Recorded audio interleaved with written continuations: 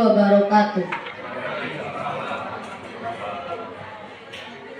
Yang terhormat Bapak Wakil Kurikulum SMA Negeri 12 Bengkulu Utara, Bapak Wakil Kesiswaan, Wakil Sarana dan Prasarana, serta teman-teman guru yang sudah berkesempatan hadir pada siang hari ini. Pertama-tama adalah kita panjatkan puji syukur kita atas kehadirat Allah Subhanahu wa Ta'ala yang telah memberikan kita kesempatan dan kesehatan sehingga pada siang hari ini kita bisa menghadiri acara diseminasi aksi nyata tugas guru penggerak yang sebentar lagi akan kita laksanakan. Salawat beriring salam selalu tercurah kepada junjungan kita Nabi besar Muhammad Shallallahu Alaihi Wasallam yang telah membawa kita dari alam jahiliyah menuju alam yang terang benderang seperti yang kita rasakan pada siang hari ini. Baik Bapak Ibu yang saya hormati, hari ini saya akan melakukan aksi nyata diseminasi budaya positif yang ada di modul 1.4. Sebelum kita mulai acara ini, marilah kita berdoa menurut agama dan kepercayaan kita masing-masing. Berdoa dimulai.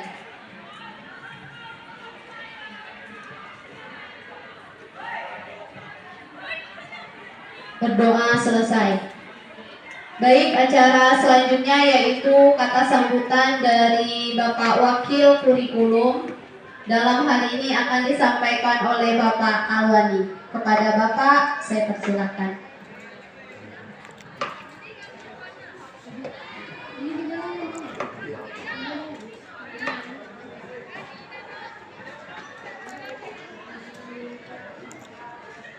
Assalamualaikum warahmatullahi wabarakatuh.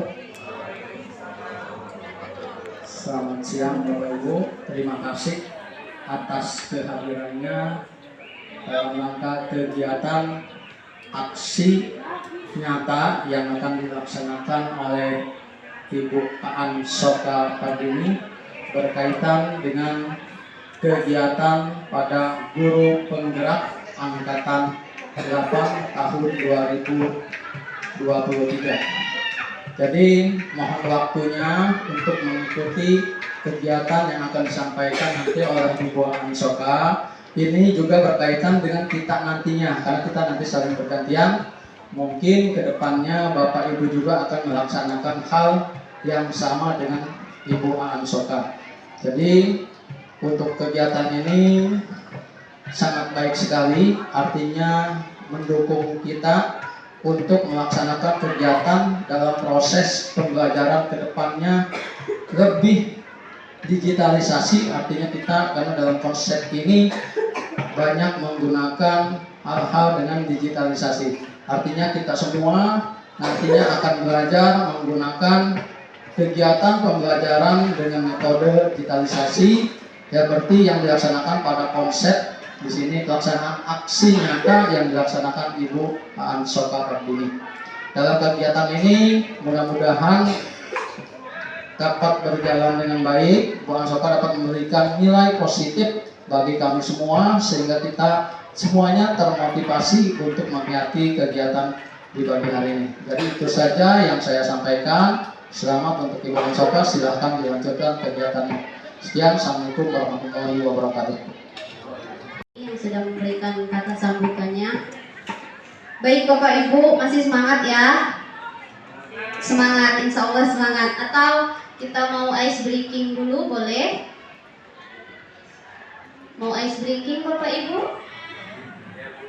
Boleh.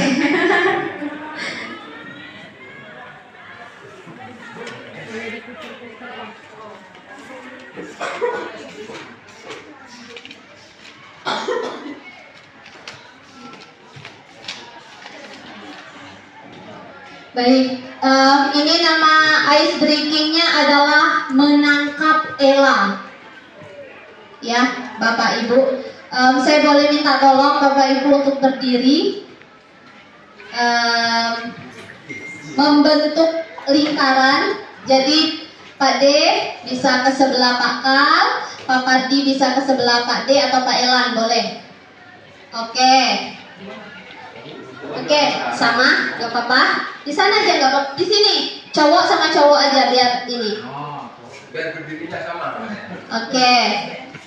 Ini ice breakingnya adalah menangkap elah. Jadi, ketika, oke maaf, yang satu tangannya begini, yang satu tangannya begini. Begini. Ya, kalau kanan semua, kalau kiri semua. Yang kanan seperti ini boleh, yang kanan, yang kiri seperti ini. Siap? Oke. Nanti ice breaking ini namanya menangkap elah. Jadi ketika saya sebutkan nama elah, Bapak Ibu silakan tangkap telunjuk teman yang sebelahnya. Oke? Siap? Bisa ya? Oke, jadi misal Pak Yongki nangkapnya tangan Pak Mardi gitu. Dan iya, tapi tangannya di atas, jangan di bawah Bapak Ibu. Oh, oke. Jadi yang telunjuk harus bagaimana caranya agar tidak dapat oleh yang menangkap. Oke. Siap? Konsentrasi ya Bapak Ibu. Ketika saya bilang Ella, itu langsung ditangkap secepatnya. Siap? Ilustrasi dimulai. Di suatu desa hiduplah sebuah keluarga yang aman dan damai. Mohon maaf, tangannya jangan ditaruh di telunjuk Pak Dedi. Itu udah pasti dapat nanti. Oke, saya lanjut. Ada sebuah keluarga yang mempunyai 4 anak kembar. Namanya adalah Elu. Belum, Elu Bapak. Ada namanya Elu, ada namanya Eli, yang ketiga namanya Ella. Ada yang dapat? Oh, Ella udah dapat. Dapat Ella. Yang sini ada dapat Ella? Nggak dapat, Ellanya kabur. Oke, lanjut. Sekali lagi, ini belum selesai ilustrasinya. Belum selesai ilustrasinya, silakan dilepas lagi. Yang ketiga tadi namanya Ella, yang keempat namanya Elo. Nah, Elo kena dia. Keluarga ini hidup sangat rukun. Suatu hari Ella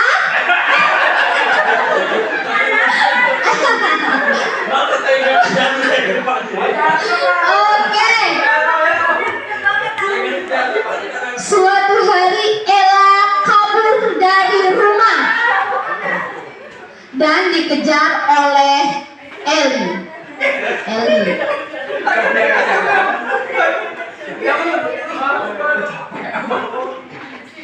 Udah pulang.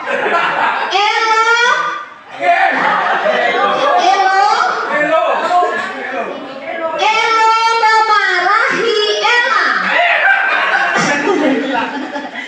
Oke Bapak Ibu, terima kasih, tepuk tangan dulu.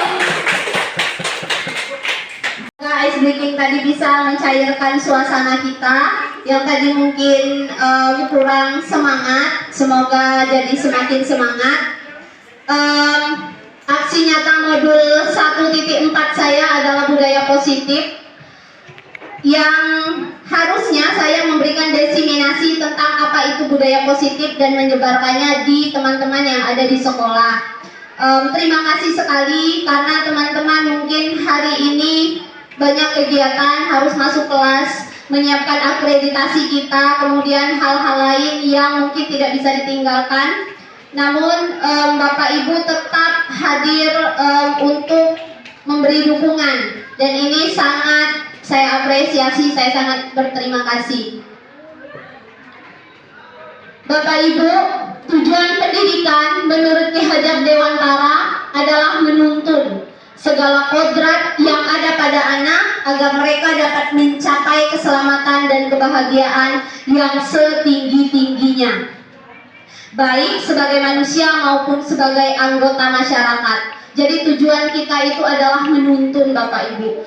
Kita sebagai guru tidak boleh menuntut lagi. Kita tidak boleh menuntut anak untuk menjadi pintar, bukan hanya murid, tapi anak kita yang ada di rumah. Kita tidak boleh memaksakan kehendak kita ketika anak itu tidak sesuai dengan kodratnya. Contoh, kita ingin sekali membuat atau melihat anak kita menjadi seorang polisi misalnya. Namun, itu tidak sesuai dengan apa yang dia inginkan. Tidak sesuai dengan minat, tidak sesuai dengan bakat, dan tidak sesuai dengan kodratnya.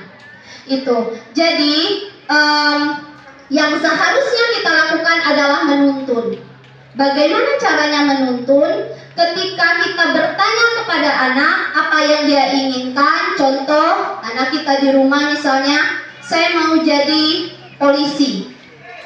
Kita tuntun dia untuk menemukan bakatnya, menemukan minatnya, sehingga apa yang dia inginkan itu dapat tercapai. Begitu juga dengan pendidik. Kita sebagai seorang pendidik menuntun murid kita yang ada di sekolah. Kita tidak bisa lagi memaksakan kehendak kita kepada siswa kita. Kita tidak bisa lagi memaksakan kehendak kita bahwa anak ini harus pintar, misalnya pelajaran geografi, pelajaran bahasa Inggris. Karena itu semua sudah sesuai dengan kodrat anak itu masing-masing. Kemudian, budaya positif. Budaya positif di sekolah yaitu nilai dan kebiasaan di sekolah yang berpihak pada murid agar mereka dapat berkembang menjadi pribadi yang kritis, penuh hormat dan bertanggung jawab sesuai dengan profil pelajar Pancasila. Nah, jadi budaya-budaya positif yang ada di sekolah sudah banyak sekali, seperti pada saat bertemu dengan guru kita senyum, sapa, salam, santun. Nah, itu sudah merupakan budaya positif. Meminta maaf apabila kita bersalah dan berterima kasih ketika kita ditolong dan meminta tolong ketika kita membutuhkan bantuan. Itu merupakan salah satu contoh sederhana dari budaya positif. Selanjutnya, konsep utama budaya positif adalah yang pertama, perubahan paradigma belajar, disiplin positif, motivasi perilaku manusia, kebutuhan dasar manusia, restitusi atau posisi kontrol, keyakinan kelas, dan segitiga restitusi. Paradigma belajar. Oke. Dalam membangun budaya positif, sekolah dapat menyediakan lingkungan yang positif, aman, dan nyaman agar siswa mampu berpikir, bertindak, dan mencipta dengan merdeka, mandiri, dan bertanggung jawab. Disiplin sangat berkaitan dengan kontrol guru dan siswa. Jadi Bapak Ibu, perubahan paradigma belajar positif di sekolah ini, kita sebagai seorang pendidik itu harus menyediakan lingkungan yang positif bagi seorang siswa. Kita membuat siswa nyaman di sekolah. Bagaimana caranya? Kita membuat siswa berada nyaman di kelas, berada nyaman di sekolah, sehingga nantinya peserta didik atau murid kita ini menjadi orang yang bertanggung jawab, merdeka, dan mandiri. Oke, ini ada kegiatan kepalan tangan. Kita tidak punya kertas, Bapak Ibu. Oke, saya ilustrasikan saja. Ada anak A dan B. Sobeklah secari kertas, tuliskan benda atau sesuatu yang sangat berharga untuk Anda. Jadi kira-kira nanti Bapak Ibu punya kertas, kemudian Bapak Ibu tulis apa yang paling berharga. Boleh benda, boleh orang, boleh apapun itu. Kemudian digenggam sekuat-kuatnya di tangan kita. Guru yang satunya lagi bertugas untuk membuka kepalan itu. Ketika dibuka, terserah mau bukanya seperti apa, mau dibujuk, mau dipaksa, mau dimarah, itu terserah. Yang jelas kertas itu dapat terbuka dari kepalan tangan. Jika ada yang terbuka, itu nanti berarti akan posisi kontrolnya seperti apa. Kita memaksakan kehendak kita kepada murid. Bisa Bapak Ibu? Ada ilusi mengontrol murid yang pertama. Ilusi mengontrol murid. Kita itu sebenarnya tidak bisa mengontrol murid. Hanya pribadi masing-masing saja yang bisa mengontrol dirinya sendiri. Saya mengontrol Bu Hera, misalnya. Bu Hera, Bu Hera besok harus menggunakan jilbab warna ini. Atau Bu Hera seharusnya seperti ini. Saya tidak bisa mempengaruhi Bu Hera. Bu Hera akan bisa merubah itu ketika hatinya sudah mau berubah. Sama dengan ketika ilustrasi bahwa kritik dapat membuat seorang merasa bersalah. Kritik dapat membuat orang merasa bersalah. Kamu hari ini kenapa terlambat, nak? Kamu tidak tahu kamu sekarang pelajaran siapa? Anak itu merasa bersalah. Kalau dia di hatinya dia memang merasa bersalah. Tapi ada anak yang setelah kita marahi, yang setelah kita tegur, tapi dia tidak merasa bersalah. Berarti apa yang kita lakukan itu tidak dapat mengontrol dia, tidak dapat merubah paradigma dia. Begitu. Kemudian ilusi bahwa semua penguatan positif, efektif dan bermanfaat. Ketika kita memberi penghargaan kepada siswa, apakah itu karena kita beri penghargaan sehingga siswa itu rajin belajar, motivasinya belajar menjadi tinggi, atau dia menjadi juara kelas? Berarti di sini adalah perubahan paradigma teori kontrol atau ilusi kontrol ini. Berarti semua ini hanya ilusi, tidak nyata. Yang bisa merubah diri kita sendiri itu bukan orang lain, bukan ayah kita, bukan ibu kita, tapi diri kita sendiri. Namun ada mereka alasan dibalik semua itu. Contoh, saya rajin belajar, saya nggak mau orang tua saya dipanggil ke sekolah. Saya harus rajin belajar biar saya dapat beasiswa. Berarti kan tergerak dari hatinya, Bapak Ibu. Jadi bukan siapapun, tapi yang bisa merubah itu adalah kita sendiri. Makna kata disiplin berkonotasi dengan disiplin diri dari murid Socrates dan Plato. Disiplin diri membuat orang menggali potensi menuju sebuah tujuan, apa yang dia hargai. Namun dalam budaya kita, makna kata disiplin telah berubah menjadi sesuatu yang dilakukan seseorang pada orang lain untuk mendapatkan kepatuhan. Kecenderungan umum dalam menghubungkan kata disiplin dengan ketidaknyamanan. Jadi disiplin itu adalah hal yang selalu kita lakukan sehari-hari sehingga itu menjadi rutinitas. Begitu. Nilai-nilai kebajikan universal. Nilai-nilai kebajikan universal yang merupakan tujuan mulia yang ingin dicapai setiap individu. Nilai-nilai kebajikan universal ini nanti di Indonesia kita kenal dengan profil pelajar Pancasila. Ada beriman, bertakwa kepada Tuhan Yang Maha Esa dan berakhlak mulia, kemudian mandiri, kemudian bernalar kritis, berkebinekaan global, bergotong royong, dan kreatif. Ini adalah nilai-nilai kebajikan universal yang kita kenal dengan profil pelajar Pancasila. Ini adalah elemen-elemen dari beriman, bertakwa kepada Tuhan Yang Maha Esa, Mungkin akhlak beragama, akhlak pribadi, akhlak kepada manusia, akhlak kepada alam, akhlak bernegara. Yang ini bertujuan untuk keagamanya. Kemudian berkebinekaan global. Pelajar Pancasila penting untuk bisa mempertahankan identitas budaya luhur, lokalitas yang juga bisa harus tetap terbuka dengan budaya lain untuk budaya baru yang bersifat positif. Dimensi kebinekaan global ada mengenal dan menghargai budaya, kemampuan komunikasi interkultural dalam berinteraksi antar sesama, refleksi dan tanggung jawab terhadap pengalaman kebinekaan global. Selanjutnya bergotong royong. Elemen-elemennya ada kolaborasi, kemudian kepedulian, kemudian berbagi.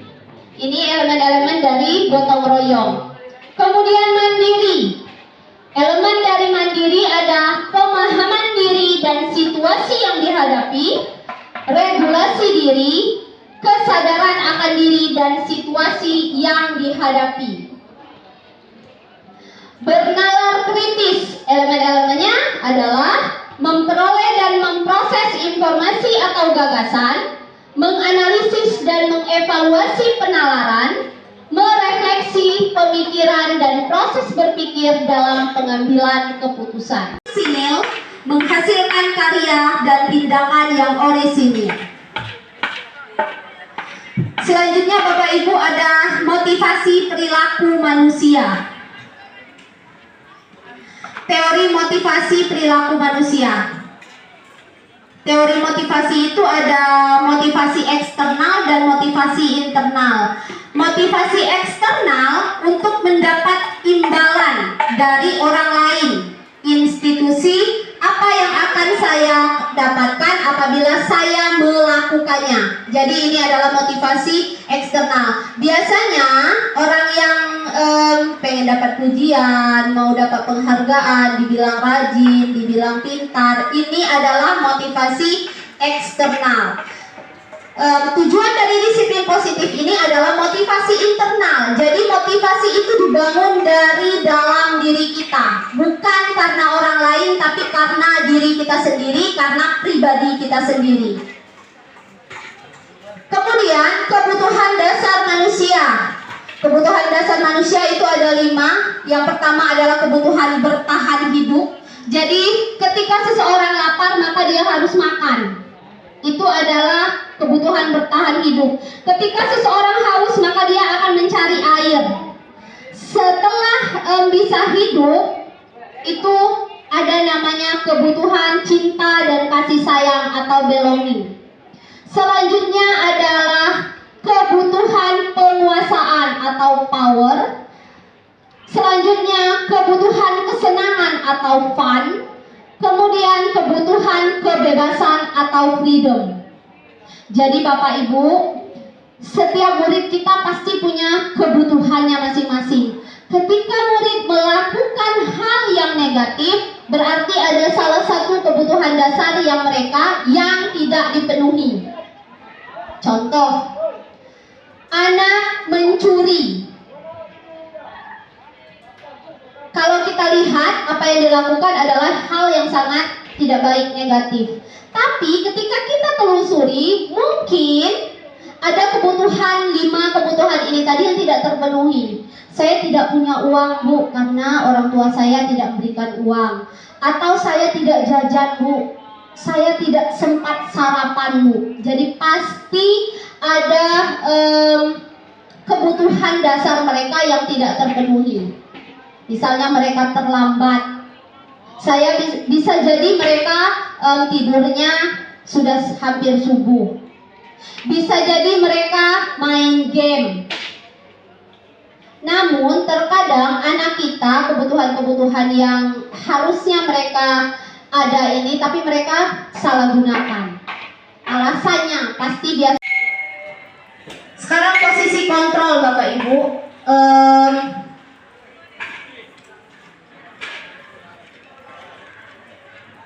Ini saya ada video.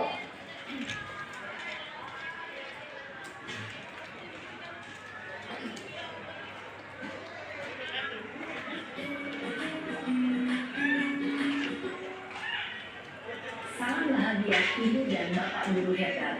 Dalam penerapan disiplin positif restitusi, salah satu program yang dikembangkan adalah 5 posisi kontrol. 5 posisi kontrol dalam restitusi adalah proses perjalanan seorang pendidik agar dapat mengenali dirinya. Pada video kali ini, kita akan membahas tentang 5 posisi kontrol yang dikembangkan oleh Diane Dawson dan contoh penerapannya.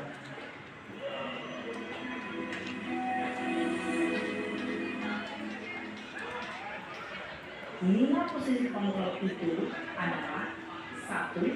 Posisi penghukum, 2. Posisi pembuat masalah bersama, 3. Posisi teman, 4. Posisi pemantau atau monitor, dan 5. Posisi manajer. Untuk lebih memahami kelima posisi tersebut, mari kita saksikan kasus Naren yang terlambat hadir 20 menit di sekolah dan melihat bagaimana kelima posisi kontrol dalam menghadapi masalah tersebut.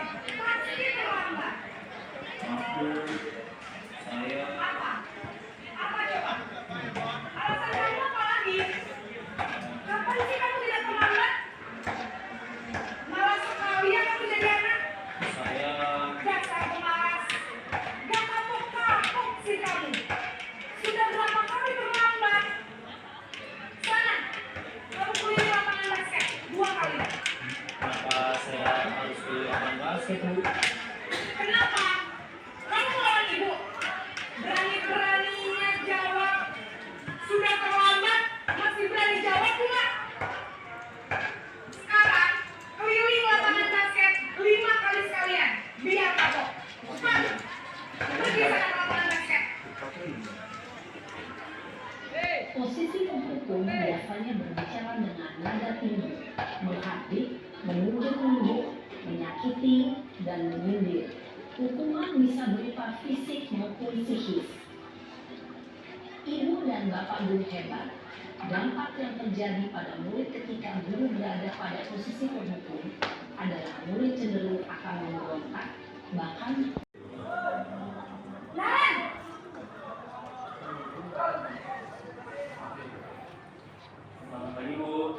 Naren, apa peraturan sekolah kita tentang jam berapa kita harus masuk sekolah, nak? Kita harus di sekolah jam 7, Bu. Iya, betul. Sekarang sudah jam 7.20. Naren sudah tahu konsekuensinya jika terlambat hadir. Paham, Bu. Saya harus tinggal kelas pas jam istirahat selama 20 menit. Iya, benar. Konsekuensinya demikian. Jadi nanti jam 9.30 pas istirahat, kamu harus tinggal di kelas, kerjakan tugas tambahan untuk ketertinggalan kamu, ya? Baik, Bu. posisi pemantau mengandalkan penghitungan atau data untuk mengontrol murid. Guru mengarahkan murid berdasarkan peraturan dan konsekuensi. Seorang pemantau menunjukkan bahasa tubuh dan ekspresi wajah yang datar dan cenderung formal.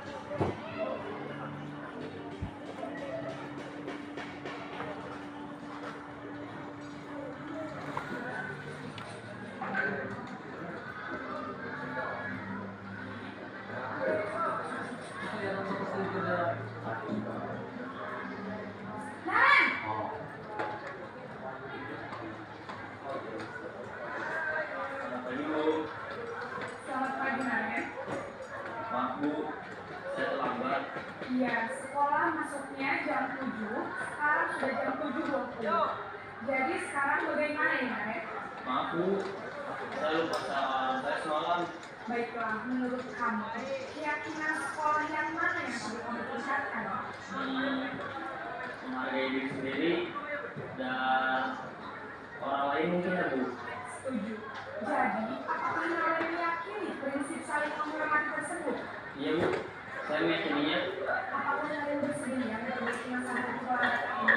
Bersedia, Bu. Bagaimana kamu akan memperbaiki masalah keterlambatan ini? Saya akan coba untuk tidak lupa menyetel alarm saya, Bu. Baik, kalau kalian mau menyetel alarm di rumah, ada orang yang kira-kira bisa bantu mengingatkan tidak?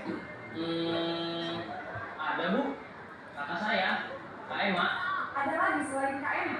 Selain Kak Emma, ada ibu saya. Baik, jadi yang mengingatkan Namen adalah Kak Emma dan ibu kalian. Kira-kira akan mulai set alarm kapan Namen? Setelah pulang sekolah, akan segera saya lakukan. Baik, jadi Naren akan setel alarm untuk bangun besok pagi dan akan diingatkan oleh kakak dan ibu dan Naren ya.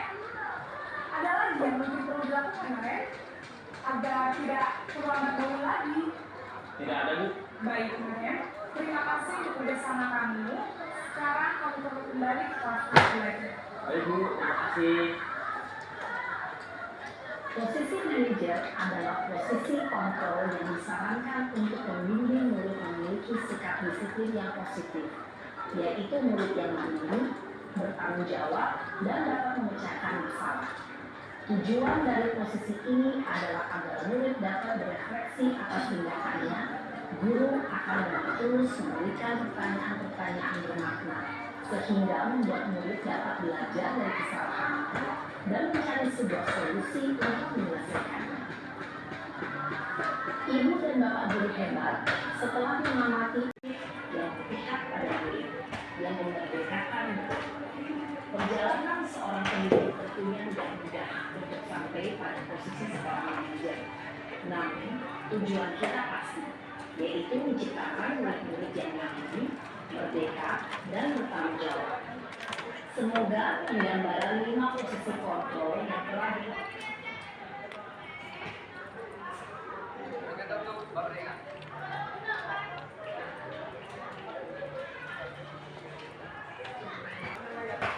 Baik Bapak Ibu, tadi kita sudah melihat tayangan video tentang posisi kontrol yang harus kita ketahui. Itu ada 5 tadi ya. Ada posisi penghukum, kemudian pembuat rasa bersalah, kemudian teman, pemantau, dan terakhir manajer.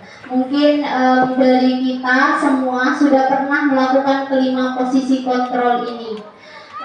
Ketika anak dikatakan dengan baik itu tidak mempan, maka mungkin posisi penghukumnya itu akan keluar. Jadi posisi teman boleh kita lakukan karena itu akan membuat suasana kita dan anak menjadi hangat, anak akan nyaman dengan kita. Namun posisi teman ini terkadang anak jadi melewati batas. Jadi tidak ada rasa hormat lagi dengan guru begitu, karena dia sudah menganggap temannya. Dari kelima posisi kontrol ini tadi sudah dijelaskan bahwa yang paling baik itu adalah posisi manajer. Bagaimana kita menjadi manajer bagi anak murid kita? Bagaimana kita mengetahui bahwa murid itu bisa menyelesaikan masalahnya? Kita memberikan solusi kepada murid kita. Kemudian keyakinan kelas. Ini ada keyakinan kelas. Mengapa tidak peraturan kelas saja? Mengapa harus keyakinan kelas?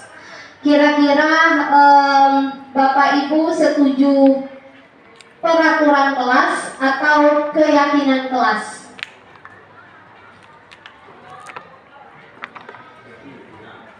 Keyakinan? Oke, baik. Ini mengapa tidak peraturan? Karena peraturan itu terikat, kita yang membuat.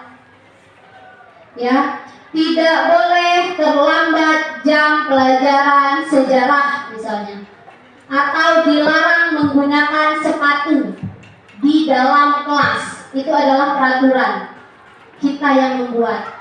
Tapi peraturan ini kita buat jadi keyakinan kelas atau kesepakatan kelas. Jadi kita suruh anak-anak untuk membuat kesepakatan yang mereka buat sendiri. kesepakatan ini apabila dilanggar nanti mereka akan menerima konsekuensi. Jadi bukan dari kita Bapak Ibu. Setelah mereka ada kesepakatan kelas, yang paling baik adalah keyakinan. Ketika anak-anak meyakini bahwa terlambat masuk itu nanti efeknya adalah 1, saya akan ketinggalan pelajaran, saya akan mendapat sanksi dari guru. Berarti ada keyakinan di dalam dirinya bahwa dia tidak akan terlambat masuk ke dalam kelas. Jadi menumbuhkan nilai keyakinan ini cukup sulit. Kita harus membiasakan dari hal yang sederhana dulu. Ketika peraturan, kesepakatan kemudian menjadi keyakinan, keyakinan ini kita lakukan setiap hari, maka ini akan menjadi disiplin positif. Anak-anak tanpa disuruh pun mereka akan datang tepat waktu. Disiplin positif ini 2-3 tahun selalu kita lakukan di sekolah kita, maka jadilah budaya positif. Hal-hal yang positif itu akan menjadi budaya di sekolah. Bapak Ibu, yang mana yang merupakan keyakinan kelas? Terus mengapa? Ini ada kesepakatan kelas, Nah, dari kedua ini, mana yang menurut Bapak Ibu adalah keyakinan? Datang tepat waktu, mengucapkan salam. Keyakinan atau kesepakatan? Datang tepat waktu, mengucapkan salam. Oke, kenapa Bapak? Silakan. Mengapa kesepakatan? Karena di situ tidak ada unsur keyakinan. Jadi datang tepat waktu, mengucapkan salam. Jadi tidak ada kesepakatannya. Padahal harusnya di situ saling menghormati dan saling menyayangi, mungkin lebih tepatnya. Oke, terima kasih. Kemudian kami guru dan murid yang saling menyayangi. Kesepakatan atau keyakinan? Kira-kira, Bu Hera? Keyakinan atau kesepakatan? Kami guru dan murid yang saling menyayangi. Kesepakatan atau keyakinan, Ibu? Pak Al? Jadi ini keyakinan. Kenapa keyakinan? Karena mereka meyakini saya dan murid saya adalah orang yang saling menyayangi. Kami punya keyakinan itu. Kemudian kami murid yang semangat belajar. Keyakinan atau kesepakatan? Keyakinan, betul sekali. Kami murid yang peduli dengan teman-teman. Keyakinan? Oke, keyakinan. Di sini ada lagi berdoa sebelum dan sesudah kegiatan. Keyakinan atau kesepakatan? Kesepakatan. Kenapa kesepakatan? Karena di sini tidak ada nilai keyakinannya. Berarti kesepakatan kelas kita anak-anak adalah sebelum mulai pelajaran dan setelah pembelajaran kita melakukan doa. Itu adalah kesepakatan mereka. Oke. Ini ada segitiga restitusi. Restitusi adalah proses menciptakan kondisi pada murid untuk memperbaiki kesalahan mereka sehingga bisa kembali pada kelompok mereka dengan karakter yang lebih kuat. Restitusi, proses menciptakan kondisi. Ini ada segitiga restitusi. Yang pertama, menstabilkan identitas. Contohnya begini Bapak Ibu. Anak berkelahi di kelas misalnya. Kita panggil, kemudian kita lakukan segitiga restitusi. Kita panggil anaknya, kemudian kita melakukan pendekatan kepada anak. Yang pertama kita lakukan adalah menstabilkan identitas. Menstabilkan identitas ini apa yang kita lakukan?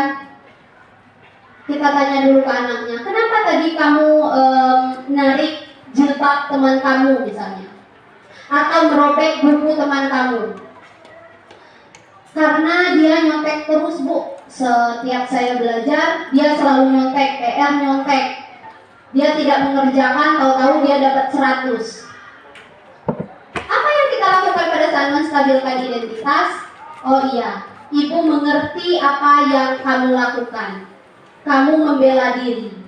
Itu adalah kata-kata untuk menstabilkan identitas. Kemudian kita lakukan validasi kebutuhan. Anak merobek kertas temannya atau merobek buku kawannya, itu benar atau salah? Itu validasi.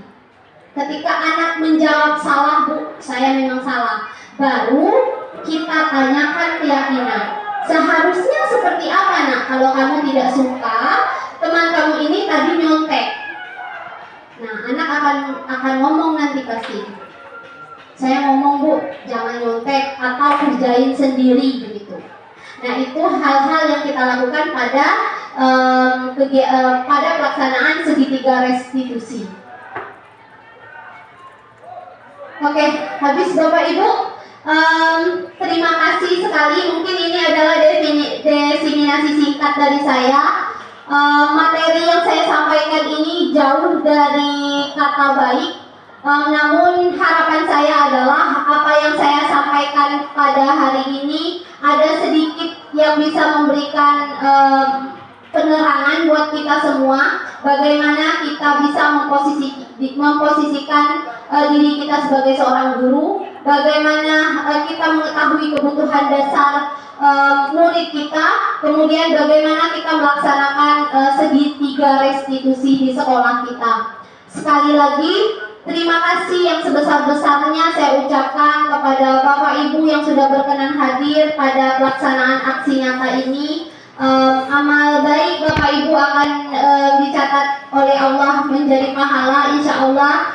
Dan semoga pertemuan ini bisa menjadi pertemuan yang bermakna untuk kita semua. Saya mohon maaf apabila tadi selama penyampaian, selama presentasi ada kata-kata saya yang kurang berkenan. Itu semata-mata karena saya hanya manusia biasa, punya hilaf, tempat salah. Kemudian terima kasih sekali karena sudah berkesempatan hadir pada siang hari ini. Saya tutup diseminasi aksi nyata saya dengan melafazkan lafaz hamdalah. Alhamdulillahirabbil alamin. Saya akhiri, wabillahi taufiq wal hidayah. Wassalamualaikum warahmatullahi wabarakatuh.